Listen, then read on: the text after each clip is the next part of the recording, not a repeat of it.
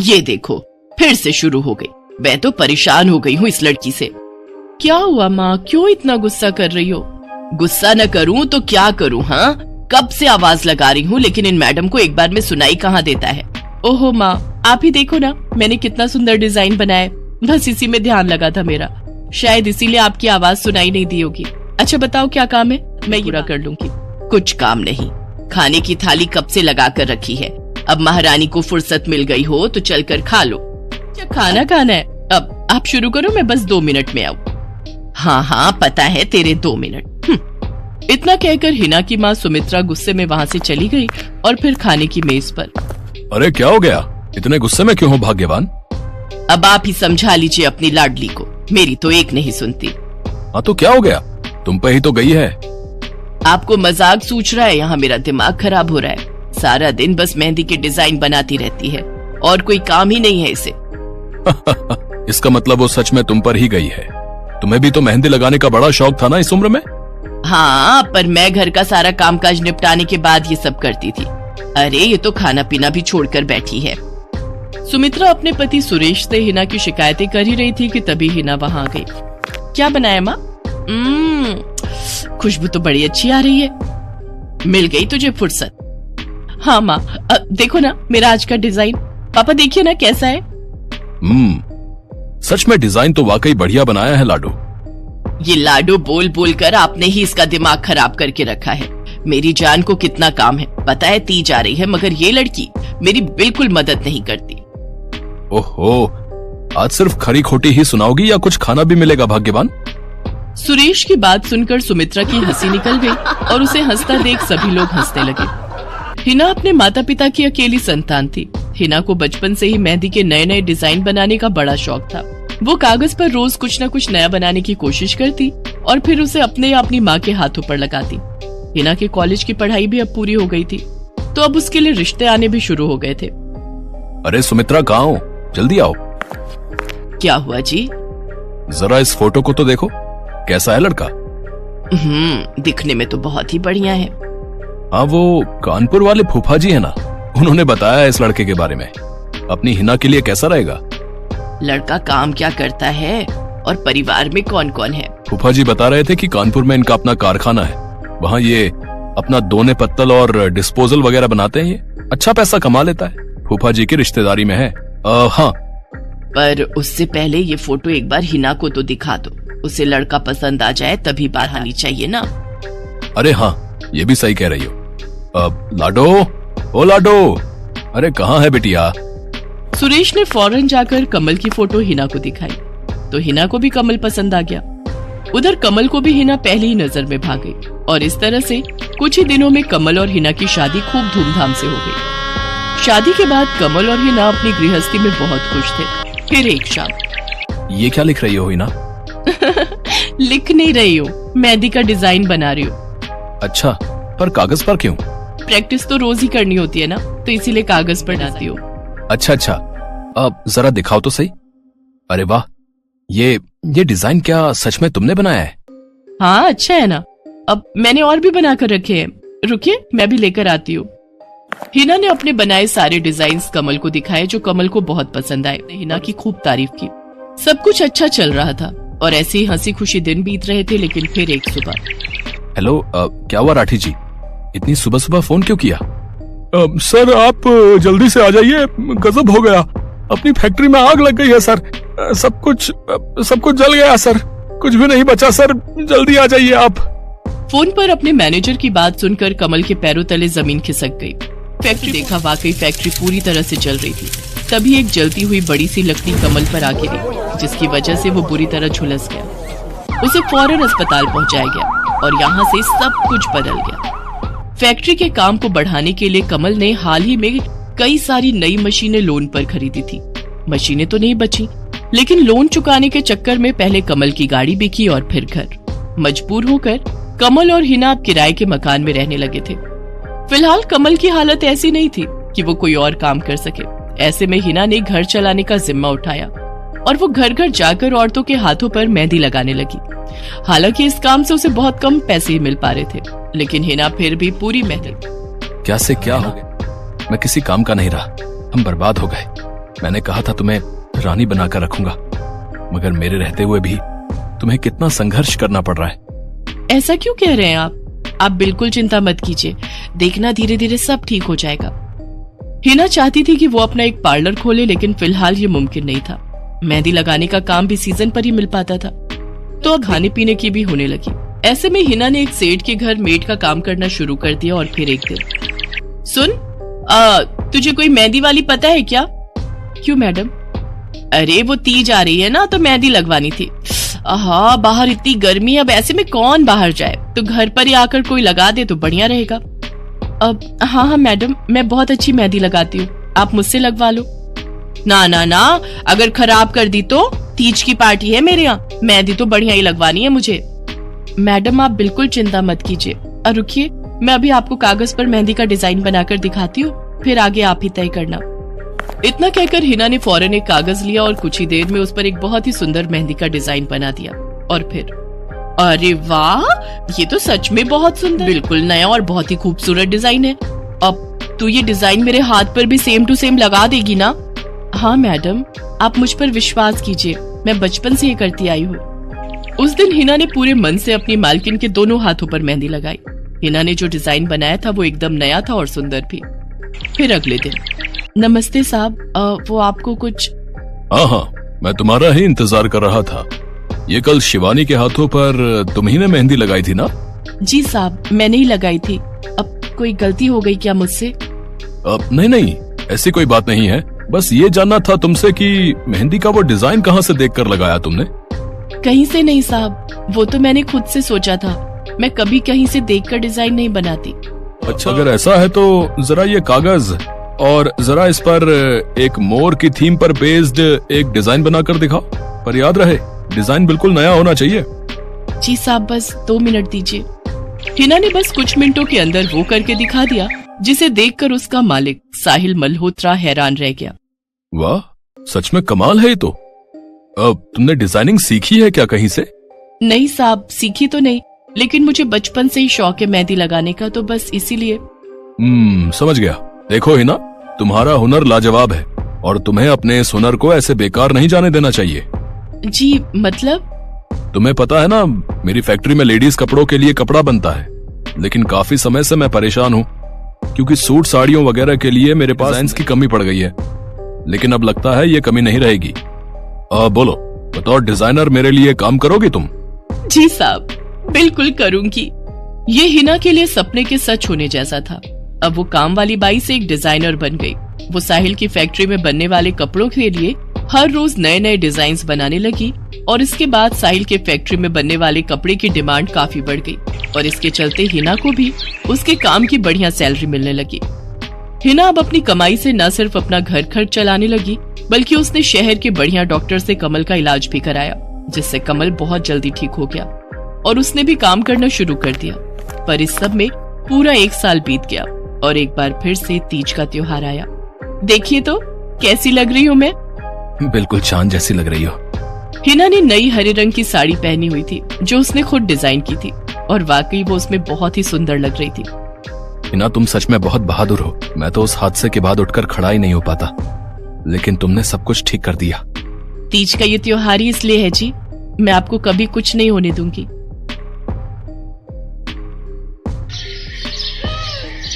मीरा, ओ मीरा, चल तो जल्दी से आटा गूंथ दे, मैं फटाफट रोटियां सेक दूंगी। नहीं माँ, मैं नहीं गूंथ पाऊंगी, मैंने मेहंदी लगा ली है हाथ पर। क्या? सुबह सुबह तू फिर मेहंदी लगाकर बैठ गई? बड़ी मक्कार है सच में। काम में मदद ना करनी पड़े इसलिए जब देखो मेहंदी लगाकर बैठ जाती है। चल जल्दी से हाथ धोकर आ मेरे पास, मुझे काम पर जाने के लिए देर हो रही है। माँ बस आज कर लो ना, देखो ना मैंने कितनी मेहनत से कितना सुंदर डिजाइन बनाया है। लेकिन जैसे ही उसकी नजर मीरा के हाथों पर पड़ती है, उसका गुस्सा पल भर में गायब हो जाता है। वो मीरा से कहती है, अरे वाह मीरा, तूने तो बड़ी सुंदर मेहंदी लगाई है। हाँ माँ, वो शांति दीदी ने मुझे एक किताब दी थी कल, उसमें बड़े सुंदर सुंदर डिजाइन बने हैं, बस उसी में से देखकर लगाई है मैंने। सुंदर है ना? हाँ बहुत सुंदर है। अरे लेकिन मुझे तो ओफो, फिर लगा लिया ना तूने बातों में, पहले से ही देर हो रही है, ऊपर से तू भी मेहंदी लगाकर महारानी जैसे बैठ गई है। माँ तुम इतना परेशान क्यों होती हो? 1-2 घंटे में जब मेरी मेहंदी सूख जाएगी तो मैं घर के सारे काम कर दूंगी। मीरा की बात मानकर कावेरी काम पर चली जाती है। वो एक बड़ी सोसाइटी के घरों में काम करती थी और इसी काम से कावेरी और मीरा का गुजारा चलता था। कावेरी के पति की कई साल पहले हादसे में मौत हो गई थी। तब से कावेरी पर ही सारी जिम्मेदारी थी। मीरा भी घर के कामों में उसका पूरा हाथ बटाती थी। मीरा को मेहंदी लगाना बहुत पसंद था। उसने अपने घर के पीछे मेहंदी के कई सारे पौधे लगा रखे थे जिनका वो बहुत ख्याल रखती थी। वो अपने हाथों से मेहंदी के पत्तों को पीसकर अपने हाथों में लगाने के लिए तैयार करती थी। फिर एक दिन, मीरा, हमें इस जगह पर थोड़ी मोड़ी खेती कर लेनी चाहिए। ये मेहंदी के पौधों से कुछ कमाई थोड़ी ही हो रही है। खेती कर लेंगे तो कुछ पैसे ही बन जाएंगे। नहीं माँ, मेरे मेहंदी के पौधों को हाथ भी मत लगाना। बाजार से मेहंदी खरीदने के तो पैसे हैं नहीं हमारे पास। अब इन्हें तो रहने दो। ये कहते हुए मीरा की आंखों में आंसू थे। कावेरी उसके सिर पर हाथ रखते हुए कहती है, मीरा, मैं जानती हूँ तुझे मेहंदी लगाना बहुत अच्छा लगता है, लेकिन बेटा अपनी हालत तो तुझे पता ही है ना। मैं कितनी मुश्किल से। माँ, सब समझती हूँ मैं, कर लो जो करना है। इतना कहकर मीरा रोते हुए वहाँ से चली जाती है। कावेरी को उसके लिए बुरा लग रहा था। वो मीरा की मेहंदी के पौधों को कुछ नहीं करती। ऐसे ही कई दिन गुजर जाते हैं। ज्यादा काम करने की वजह से कावेरी की तबीयत खराब रहने लगी। वो बहुत जल्दी बीमार पड़ने लगी। तो मीरा ने उससे कहा, माँ, तुम रहने दो, तुम्हें बुखार है, रात भर सोई नहीं हो, मैं चली जाती हूँ काम पर। नहीं मीरा, तू कैसे? नहीं को मैं जाती हूँ। कावेरी जैसे ही उठकर चलने की कोशिश करती है, अचानक उसे चक्कर आ जाता है। मीरा उसे सहारा देकर बिस्तर पर लिटा देती है और उससे कहती है, बस माँ, अब तुम आराम करोगी और काम पर अब से मैं जाऊंगी। कावेरी घर पर रहकर आराम तो कर रही थी, लेकिन वास्तव में उसे अच्छे इलाज की भी जरूरत थी, जिसके लिए पैसे थे नहीं। दूसरी तरफ अब हर रोज मीरा काम पर जाती और लौटकर घर के भी सारे काम उसे ही करने पड़ते थे। इस सब में उसे मेहंदी लगाने का बिल्कुल भी वक्त नहीं मिल पाता था। मीरा, कितने दिन हो गए तूने मेहंदी नहीं लगाई? हाँ माँ, बस मन नहीं कर रहा। अच्छा, मेहंदी लगाने का तेरा मन नहीं? मैं सब जानती हूँ। मैंने बिस्तर पकड़ लिया और मेरी फूल सी बच्ची पर सारे काम पड़ गए हैं। अब बस बहुत हो गया आराम। मीरा, जा, तू जाकर मेहंदी लगा ले। आज मैं जाऊंगी काम पर। नहीं माँ, तुम कहीं नहीं जाओगी, मैं कर लूंगी सब। और मैं सच बोल रही हूँ, मैं बड़ी हो गई हूँ। ये मेहंदी का मुझे शौक नहीं। इतना कहकर मीरा काम पर जाने के लिए घर से निकल जाती है। कावेरी की आंखों में आंसू आ जाते हैं। मीरा सोसाइटी के कई घरों में काम करती थी। उन्हीं में से एक घर आरती का भी था। उसके तीज का त्योहार बड़े धूमधाम से मनाया जाता था। तीज की तैयारियों में मीरा भी मदद कर रही थी। इसी बीच, अरे ऐसे कैसे? मैंने सारे रिश्तेदारों को बुला लिया है, मेरी सारी फ्रेंड्स भी आने वाली हैं। मैं क्या कहूँगी उन्हें? फोन पर काफी देर बहस करने के बाद आरती फोन रख देती है। उन्हें उदास देखकर मीरा उससे पूछती है, क्या हुआ मैडम जी, आप कुछ परेशान लग रहे हो? हाँ मीरा, बड़ी मुसीबत हो गई। कल तीज का फंक्शन है। मैंने सबको मेहंदी लगवाने के लिए यहीं बुला लिया है और आखिरी मौके पर ये धोखा दे गई। कह रही है कल नहीं आ पाएगी। अब क्या होगा? इतनी जल्दी कौन तैयार होगा सबको मेहंदी लगाने के लिए?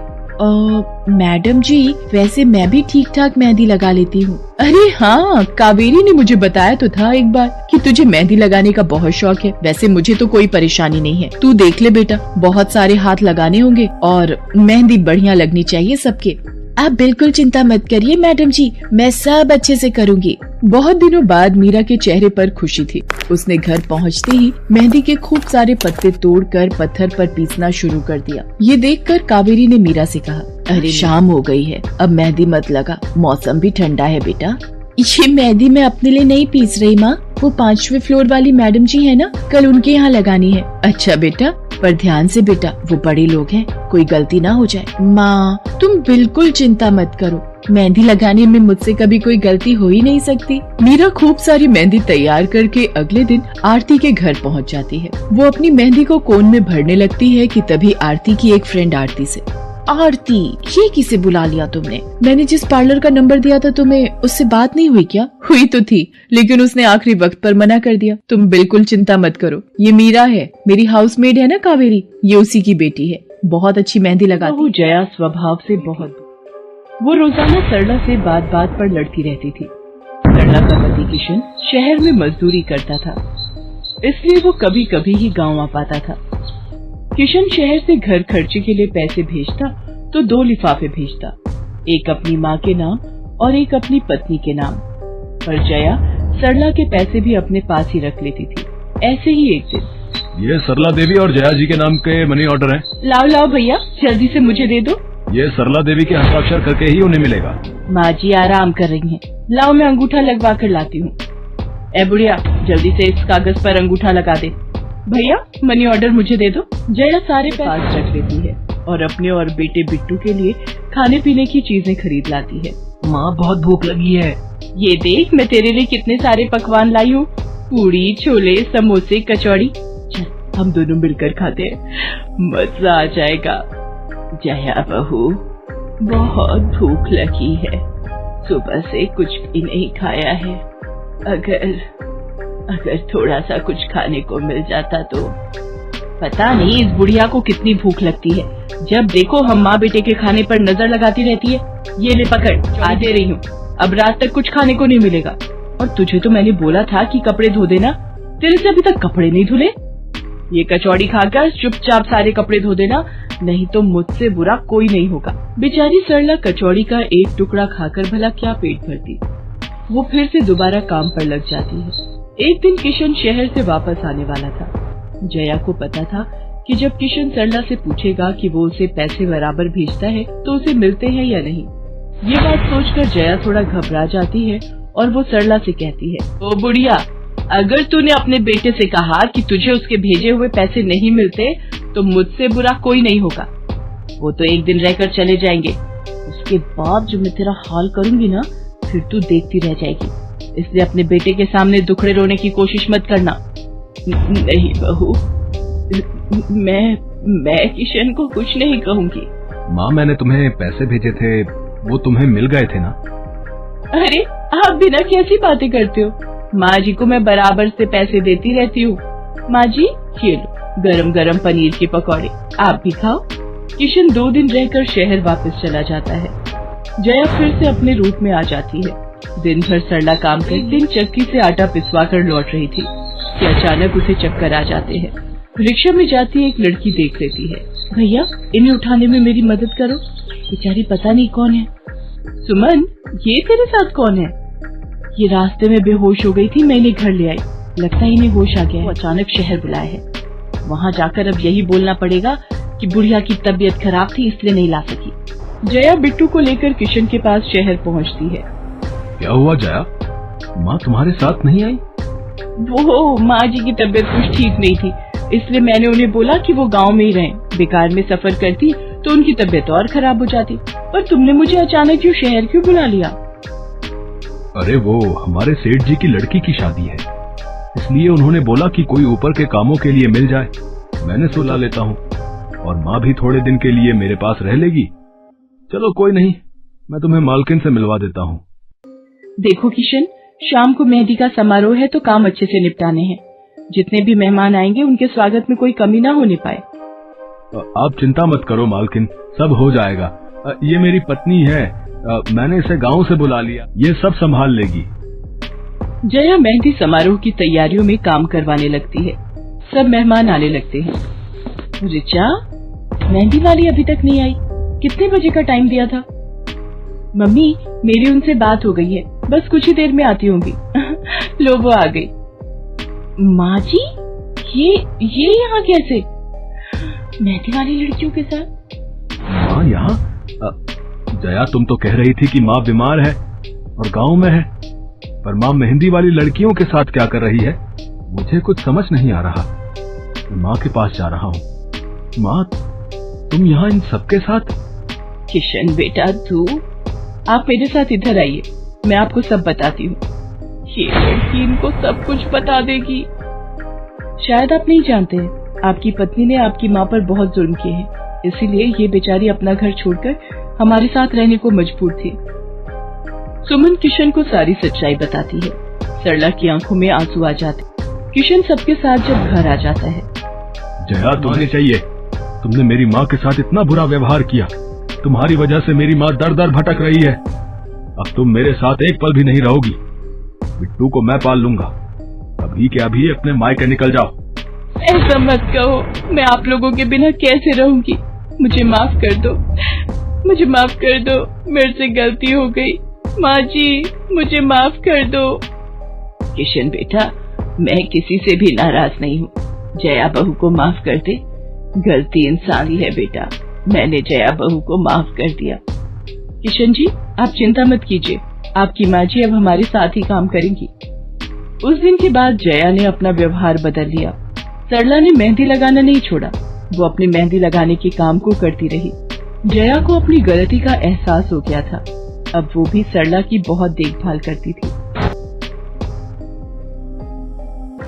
संध्या की बुआ जो कि दिल्ली में रहती थी, वो उसके लिए एक अच्छे घर का रिश्ता लेकर आई थी। देखो भैया, मेरी इतनी जान पहचान तो नहीं है लड़के वालों से, पर इतनी हूँ, अड़ोस पड़ोस में कहीं पूछोगे तो लोग अच्छा घर ही बताएंगे। ठीक है सुमन, अगर तुम कहती हो तो लड़के वालों को एक बार बुला लेते हैं। अब संध्या भी लड़के को देख लेगी। संध्या की बुआ लड़के वालों से अपने तरीके से बात कर लेती है और कुछ दिनों बाद संध्या की शादी विपुल नाम के लड़के से हो जाती है। पता नहीं इस काम वाली को छुट्टी लेकर गाँव अभी जाना था। उसे पता था शादी वाला घर है, नई नवेली दुल्हन आएगी तो घर में 100 काम होंगे, फिर भी बिना बताए गांव निकल गई।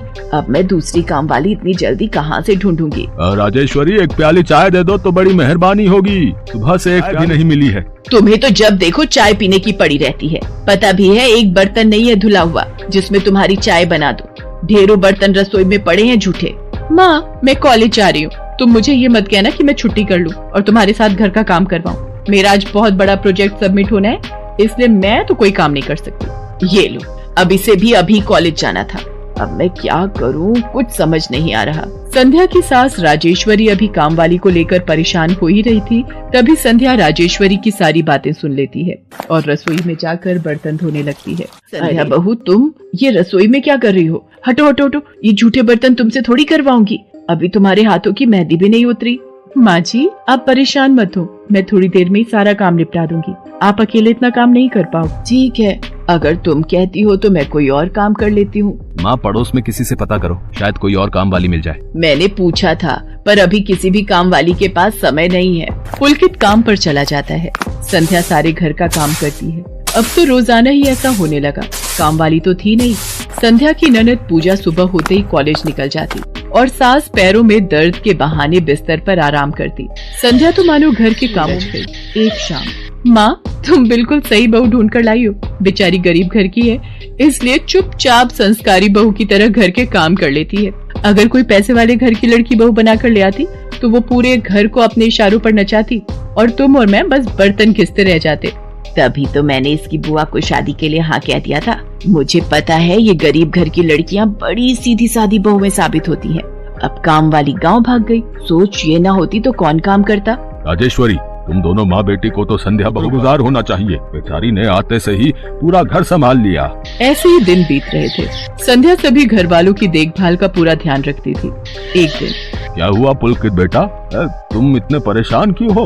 और आज तुम ऑफिस भी नहीं गए? पापा मेरी नौकरी छूट गई है। कंपनी घाटे में चल रही थी, इसलिए उन्होंने मेरे जैसे बहुत से वर्कर्स को अचानक निकाल दिया। दिमाग खराब हो रहा है, गाड़ी की किश्त भरनी है, घर का लोन भी पूरा नहीं हुआ है। घर का खर्चा अब सब कुछ कैसे होगा, कुछ समझ में नहीं आ रहा है। पुलकित बेटा चिंता मत कर, अब कोई ना कोई रास्ता निकल आएगा। ज्यादा होगा तो कुछ दिनों के लिए मैं कोई काम कर लूंगा। पापा मेरे होते हुए आप काम नहीं करोगे, मैं कुछ सोचता हूँ। पुलकित दूसरी नौकरी को लेकर परेशान था। कोई काम नहीं मिल रहा था। घर में पैसों की तंगी भी शुरू हो गई। पुलकित ने अपनी गाड़ी बेच दी। घर के लोन को लेकर वो परेशान था। 15,000 रुपए की किश्त उसे भरनी थी। तभी, भैया मेरे कॉलेज की फीस इस बार बहुत लेट हो गई है। मेरा आखिरी साल है, अगले महीने की 5 तारीख तक 12,000 रुपए फीस के भरने हैं। मैं कुछ इंतजाम करता हूँ। ऐसे खाली हाथ पर हाथ रखकर मैं नहीं बैठ सकती, मुझे कुछ सोचना होगा। पता नहीं, हो सकता है किरण ने बात कर ली होगी, पूछती हूँ। हेलो किरण, मैं संध्या बोल रही हूँ। तूने बात की फिर? पार्लर में जगह खाली है क्या? हाँ मैंने बात कर ली। 12,000 रुपए महीना देंगी रविता मैम। बोल तू हाँ बोलती है तो मैं बात कर लेती हूँ। ठीक है तू हाँ बोल दे, कम से कम कुछ तो पैसे आ जाएंगे। संध्या पुलकित से पार्लर में मेहंदी लगाने की नौकरी की बात करती है। पहले तो वो मना करता है, पर संध्या उसे समझाती है। पुलकित, मैं जानती हूँ आप परेशानी के दौर से गुजर रहे हो। मैंने आपसे शादी के बाद हर सुख दुख में साथ निभाने का वादा किया था और आप परेशान मत हो। मैं घर और बाहर काम एक साथ संभाल लूंगी। ठीक है संध्या, तुम कल से पार्लर में नौकरी के लिए जा सकती हो। अगले दिन से संध्या सारे घर के काम के साथ साथ पार्लर भी जाती और वहाँ पर पूरा दिन मेहंदी लगाने का काम करती और शाम के वक्त घर आती। संध्या बहुत मेहनत कर रही थी ताकि वो अपने परिवार की मदद कर सके। संध्या बहुत सुंदर मेहंदी लगाती थी। ये बात उसकी सास को तब पता चली जब उसने पार्लर करना शुरू किया। संध्या को पार्लर में काम करते हुए 1 महीना बीत चुका था। पार्लर की मालकिन रविता भी संध्या के मेहंदी लगाने के काम को देखकर बहुत खुश थी। संध्या, तुम सचमुच बहुत मेहनती हो। पिछले 1 महीने में बहुत से क्लाइंट तुम्हारी तारीफ कर रहे हैं और अपनी फैमिली फ्रेंड्स की शादी या सगाई फंक्शन के लिए तुम्हें ही मेहंदी के लिए बुक करना चाहते हैं। और हाँ, ये तुम्हारी सैलरी 12,000 रूपए। बाकी ये तुमने ओवर टाइम भी शादी के सीजन में बहुत किया है, उसके 1,000 रूपए अलग से दे रही हूँ। थैंक यू मैम, आपने मेरे काम की इतनी तारीफ की। मैं तो बस भगवान की कृपा से मेहनत से करती हूँ। संध्या घर आ जाती है और 12,000 रूपए पूजा के हाथ में रखती है। पूजा, ये तुम्हारी कॉलेज की फीस के पैसे, तुम कल ही अपनी फीस जमा कर देना। भाभी, ये तो आपकी मेहनत की कमाई है, आप ये सारे पैसे मुझे दे रहे हो? नहीं नहीं भाभी, तुम मुझे अपनी भाभी कहती हो ना, और भाभी तो माँ समान होती है, तो क्या तुम अपनी भाभी माँ के पैसे नहीं लोगी? तुम अपने भैया से भी तो लेती हो ना। फिर मेरे और अपने भैया में फर्क है, मैं भी तो इस घर का हिस्सा हूँ, इसलिए ये पैसे रख लो। मुझे माफ कर दो भाभी, मैंने ना जाने आपके बारे में क्या क्या गलत सोचा। पुलकित को भी दूसरी नौकरी मिल जाती है। अब संध्या और पुलकित दोनों मिलकर काम करते थे। राजेश्वरी और पूजा भी अब संध्या की घर के कामों में बहुत मदद करती थी। परिवार में खुशियाँ फिर से लौट आई थी।